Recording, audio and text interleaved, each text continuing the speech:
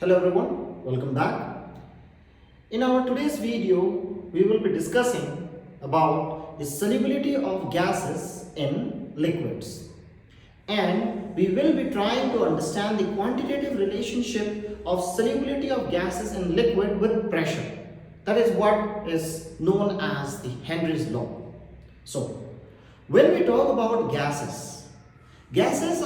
some of the gases are there which are more soluble in liquid. Some gases are there which are less soluble in liquid, like oxygen is quite less soluble in water. Whereas if you take HCl is highly soluble in water. Now the question is, what are the factors that decides the solubility of a gas in a liquid? When it was studied, it was found out that there are two important factors that decide the solubility of a particular gas in a liquid. And those two factors, very important factors, are temperature and pressure. First, let us try to understand the variation of solubility with pressure. Henry was the first one to do a quantitative relationship, to find a quantitative relationship between the pressure and the solubility of a gas in a particular liquid.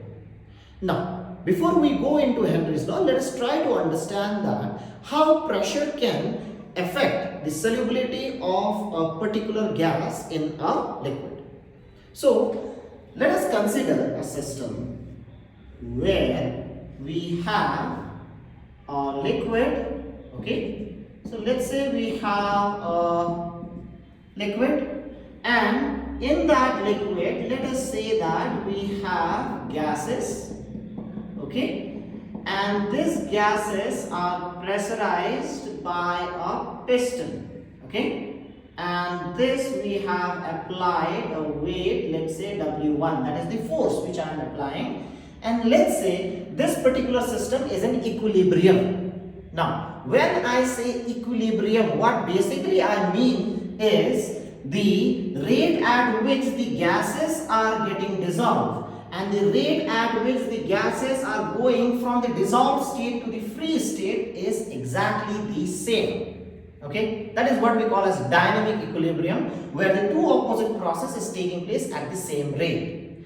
In such case, what will happen is there will be no more increase in the solubility of a gas. The concentration of the gas in that particular solution will remain constant.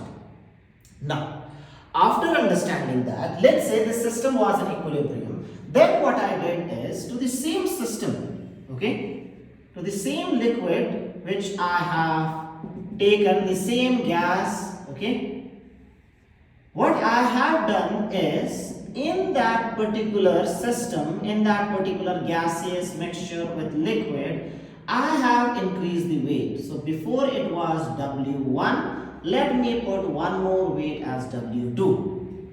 Now when I put an extra weight, basically it's the force. So because of which this piston will come down and the volume which it was occupying, this gases which was occupying before, now the volume which they are occupying will be less.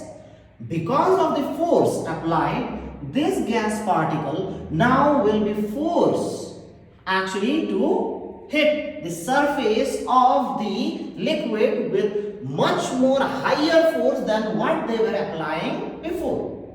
Because of the force with which they are hitting the or bombarding the or striking the surface of that particular liquid, since it is increasing, so what will happen is the force per unit area of this gas on this particular surface will increase.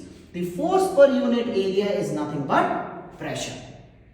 That pressure we term it as the partial pressure. So when we increase the force,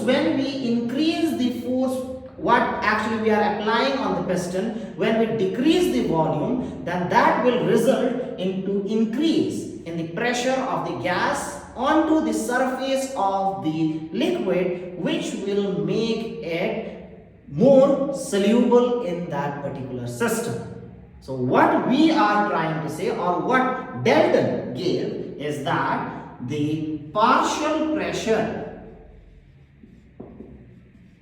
The partial pressure is directly proportional to solubility of gases. Okay, so if you want to dissolve a gas more into a liquid, then you have to apply more pressure. If the gas applies more pressure, then it will become more soluble. That is what actually is Henry's law. So if we try to state Henry's law is nothing but stated as the partial pressure of a gas in vapor phase is directly proportional to the mole fraction of that gas in the solution.